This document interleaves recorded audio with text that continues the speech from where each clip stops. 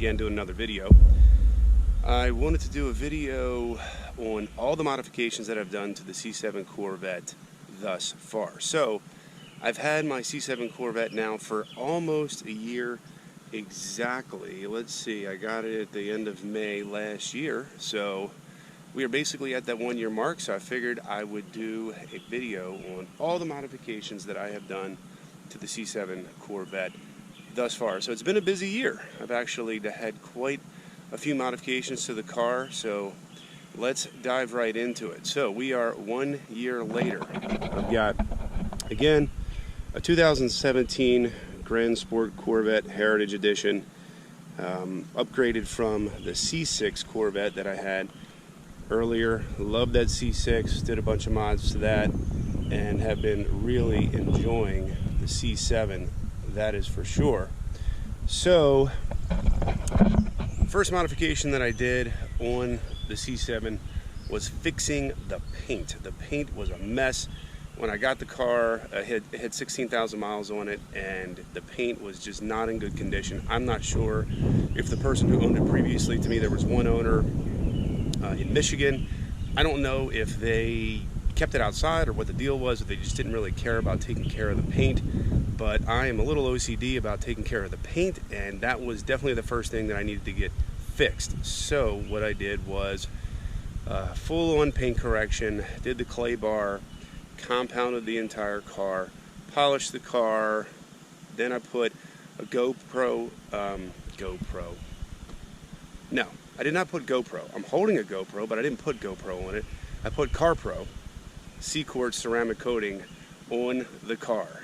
CarPro C-Quartz ceramic coating, and I put 2 layers on it. So that was actually a really easy process. I mean, you got to have the right tools, and you got to have a little know-how, and you got to be able to put in some elbow grease and some time. But I mean, it paid off. I mean, the paint just looks absolutely stunning. It's shining, it's perfect. I got rid of all the imperfections, and definitely worth it. It took me about a week to do, but if you guys care about your car and the way it looks and getting that shine and getting that gloss, I would highly recommend a ceramic coating, because once you do it, you're going to get a couple years out of it at least. I mean, depending on how many layers you do, and of course depending on how often you drive your car, and if it's outside or if it's garage kept. I mean, I only put at best 2,500 to 3,000 miles a year. I mean, being here in Maryland, you know, once the snow hits and the cold weather hits, I can't drive this. Even with the tires I have on here, according to the manufacturer, once you have 45 degrees or below, you are not supposed to drive on these Michelins. These Michelins are awesome tires, but they are high performance tires, and the compound, you know, for these tires are just not designed to be driven in cold weather. You know, these super sports are designed for the track. They're designed for beautiful hot days like today. It's almost 90 degrees today, and when you take the Grand Sport out with those tires, you're definitely not going to have any problems holding those corners, that's for sure. All right, so moving on. The next thing I did was I tinted the windows, actually. So I put 20% on the side windows, I put 20% on the quarter windows, and then I put 15% on the back. Put a little bit darker in the back because most of the light kind of would come in through this bigger window, so I wanted it to kind of match up, and I didn't want to go too dark. So that was the next modification, if you will, for the car. Then the next modification I did was the stereo. I did a complete stereo overhaul, and I've done another video on this where I go over all the equipment, but I'm going to go over the equipment very quickly just to kind of let you guys know what I did if you're interested in sort of rebuilding the stereo in your C7 Corvette, because I mean, you could do it. It's really not that hard, and you don't have to go as far as I went with it. You don't have to replace all the speakers, but you know, throw a couple new speakers in there, get an amp, boost up that volume, make it sound a little bit better. But anyway, here's what I did. So first things first, when it comes to the stereo, I replaced all these speakers right here. These are 3-inch mid-driver speakers. There's 3 of them in the car. There's one here, there's one up on the dash. That's your center channel. and then there's one directly over there on the other door. So I replaced all of those speakers, and that was replaced with the digital audio 3-inch. They're called AW3s, and they are some good quality speakers, sound great. Then I got right here in the door, this car comes with basically a 10-inch Bose subwoofer. And the 10-inch Bose subwoofer, well, let's face it, Bose sucks. I mean, yeah, I know some people, and it's got the name, and it's Bose, and every car manufacturer pretty much puts Bose in their car, and you know, I think the general public thinks that Bose is a good speaker, but the reality is in the audio world, Bose it's not good. It's just not good at all. I mean, it just is what it is. Bose is not a good speaker. You know, you're not going to go into any high quality custom audio store and find Bose. It's just not going to happen. There's really no aftermarket Bose products. Bose is just the general stuff that, you know, OEM gets shoved in the car. So anyway, there was a 10-inch woofer in this door as well as the other door, and of course those were replaced. It was actually really nice. I got 8-inch mid-driver woofers, which is a really nice woofer, and because they're 8 inches and they were going in a 10-inch slot, I had to have a custom bracket built, and the audio store that I had all my work done, they did a great job. Sound Solutions out in Parkville. I definitely give those guys a shout out because they did a terrific job. So you know, definitely was happy with the work they did there. Now, as far as okay, and also head unit stays the same. I didn't change any of the head unit stuff. I love the sliding head unit. The door stays the same. I'm not interested in changing that at all. Now, going to the back, as far as stereo equipment, let's pop this. All right, so for the rear deck, so there's a speaker right there and a speaker right there. I went with the Focal's 130 ACs, 5 1/4 coaxial. So those are sitting in there. And then I have, so when I actually did the stereo, I actually only had one 12-inch subwoofer, and this is the JL Audio TW3 12-inch subwoofer flat. And the reason why I went with the flat ones, which is very important, is so when you take the top off, right, it's very important when you take the top off, you want to be able to store that in the back here. I didn't want to lose that functionality. And so as you can see here, the hooks for that top are above these subs, so I can definitely still fit that in here with no problem. And actually just recently I added another 12, so now it sounds even better. And so what I did was I got a new amplifier to power both of those subwoofers. I got the Rockford FIS Gate T750, which is a 750 watt mono amplifier. So that basically provides plenty of power for both of those subs. The amplifier that I had before really just wasn't enough to handle both of those 12-inch subs, so that basically took care of that. Now, as far as powering all of the front speakers and the rear deck speakers, so you've got 1, 2 in each door, so that's 4, 5 center channel, and then the rear deck is another 2, so that's 7 speakers total, and that's being powered by an audio control 1200 by 6. It's the LC 600 1200 watt 6-channel amp, and so that is what I'm using to power all the other speakers. So the car sounds amazing. It definitely thumps. It definitely sounds good. You know, it's not one of those stereos where it's just overrun by bass and you can't hear the quality of, you know, the vocals or the instrumentals. I mean, you can listen to anything in this car and it's going to sound amazing. It doesn't matter if it's country music or rap music. It makes no difference. Whatever you listen to on a good stereo, it's going to sound awesome. Now, one of the things that I did do, which I'll show you guys, this is actually very cool. So every car that has a stereo and you have subwoofers, you got to have some kind of bass control. So I put that right there, and that's perfect because this is used to be where like a cigarette lighter or something like that would go, and it's just like a nice little trap door, and I just pop that right in there, and so that way I have easy access to adjusting the subwoofer control, and definitely want to be able to do that easily. Now, as far as the equalizer, Definitely recommend this product. I got the Axis Digital Signal Processor. It's specific for GM cars. It's a 31 band graphic equalizer, and it is absolutely awesome. So, you know, I really wanted to keep the interface the same. I didn't want to get an aftermarket head unit. I wanted to keep the car as clean as possible. But you got to have some kind of way to adjust the sound quality. You really need to have some kind of, you know, equalizer or processor. So that's what I went with. I would highly recommend that. It's a great product.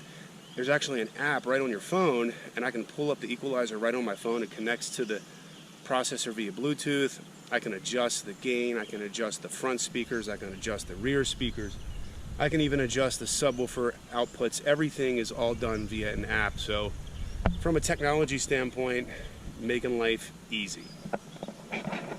Alright, so let's go back to modification. So after I did the stereo installation and pretty much got that knocked out, I wanted to adjust the short throw shifter, add a short throw shifter rather. The shifter that comes with the car, it's a little long. It's fine, it's nice. There's nothing, I wouldn't say there's something wrong with the shifter, but anytime you go outside the box and go aftermarket, you're always going to get some level of improvement. And I can tell you that the MGW short throw shifter was an amazing upgrade for this car. So I can just show you quickly. And you hop in here. I mean, this is first. Let me see if I can get a good angle at it. First, second, third, fourth. And it's just, you know, it's like an inch, 2 inches. There, it's like, and it's very, very mechanical. It's very locked in. It's a great shifter. So anybody that has a manual transmission for your C7 and you want to just get a little bit of an upgrade, a little bit better shifter, I would highly recommend the MGW shifter, because that is an awesome shifter. Now, let's see, going into the next modification, probably the steering wheel. The steering wheel, I upgraded this carbon fiber. This is actually real carbon fiber. It's not carbon flash. So I love this steering wheel. This was one of the greatest modifications. It is so, look how wide it is. Oh, it's just great. I love it. It's so meaty and wide, and the carbon fiber weave, you can really see that in there. I just really like this. I think it adds a great look to it, and it feels great. And actually, you know, so the Alcantara steering wheel that the car came with, you know, the Alcantara is nice, but, you know, quite frankly, on sort of a chilly day, if it's, you know, 50, 60 degrees outside, 70, and it's not a super hot day and your hands aren't sweating, that Alcantara can actually feel a little slippery. And, you know, so I just wasn't a fan. I really wasn't. Not only is the steering wheel rather thin, which I think is a little disappointing for a C7 Corvette. I think any type of high-performance vehicle like this should come with a big, thick steering wheel. It just feels much better in your hands. It feels more sporty. You feel like you have a more substantial steering wheel. The Corvette steering wheel, to me, was a little too thin, a little too narrow, so I really didn't like it, and I didn't like the Alcantara, so for me, that was a big upgrade. I also got rid of the Alcantara shifter knob. Even though I have the Alcantara boot, I put the leather shift knob, again, stock, nothing fancy. I try to stick with a cleaner look if I can. I try not to make a lot of adjustments. I like that cleaner look. And so I went with that, and it feels a lot better, again, because it just doesn't feel slippery in my hand. And that's, I don't know, just the Alcantara is nice sounding, kind of like sounds nice. So I got Alcantara, but in practicality, I really wasn't a fan. Then you know what I did? I hardwired the radar detector, actually. So right there, I mounted the radar detector up there. I have the unit in R7, and I think that's actually kind of an important thing in this car, especially if you drive these and have fun with it. So I used to have that actually connected right in there, but then I just hardwired it in there, and that was a pretty simple process. Actually, I have a video on that if you guys are interested in hardwiring your radar detector. Let's see. Then the next thing I got was a new exhaust. New exhaust. I went with the AWE exhaust system. It's the touring edition, touring exhaust. And I got an X pipe, also an AWE X pipe. And man, what a difference! So, what a difference it makes when you have that exhaust sound. It just sounds so different. It sounds so good. And then when you open it up with that larger X pipe, and the car just sounds so much better. And I feel like it drives a little bit better too. I mean, I know from a power standpoint, you're not going to get a lot of power out of changing out an exhaust system or an X pipe. You know, you really got to go with headers and start doing engine modifications to push the air through rather than letting it go out the back. But I will say, I feel like there's a little bit of difference there, a little bit of, you know, I feel like I can feel it a little bit in the throttle, but at the end of the day, I did it really for sound, not so much for performance. It sounds great, and I would definitely recommend AW. I think they have a great product. Their headquarters is in Pennsylvania, so it's a local product, and I'm all about supporting our local market for sure. Let's see, what else did I do? I did, oh, I upgraded the brakes. The brakes, the Brembos that come with the car, they are unbelievably painful. Unbelievably painful in the fact that they have so much dust. Dust is horrible. So with the Brembos, I mean, they're good brake pads. But at the end of the day, I mean, I would clean my car and then I would drive it like for 30 minutes and I would come back and the wheels would just be horrible. Horrible. It would just look pathetic. I mean, and all you guys out there that have C7 Corvettes know what I'm talking about. It's all over the forums. Everybody talks about how dusty the brake pads are. It's a mess. So I ended up going to the Hawk Ceramic Pro brake pads, and I installed them myself. It's an easy install, and it's great. And I can tell you right now, there is absolutely no discernible difference in the performance between these brake pads, the Hawk pads, and the Brembos. I'm telling you, no difference at all. And I drive it, you know, pretty aggressively. Now look, maybe if you went onto a track and you were doing lap after lap after lap, okay, fine. There's probably going to be a difference. But I can tell you from, you know, just having fun on some back roads, going on the highway, you know, and driving fairly aggressively and getting on these hot days, I have not had any concern at all about brake fade or any type of difference in the performance of the brakes. So highly, highly, highly recommend upgrading those to the ceramic brake pads from Hawk. Definitely a good upgrade. Then, I think one of the last things I did, and this will catch us all up, is the Extreme Online Store Stage 3 splitter. So moving right over here, we got the winglets, and we got that carbon fiber Stage 3 splitter. And I just think that looks really, really, really good. Again, another easy install, easy upgrade, and I just think those winglets make the whole front end look a lot more aggressive.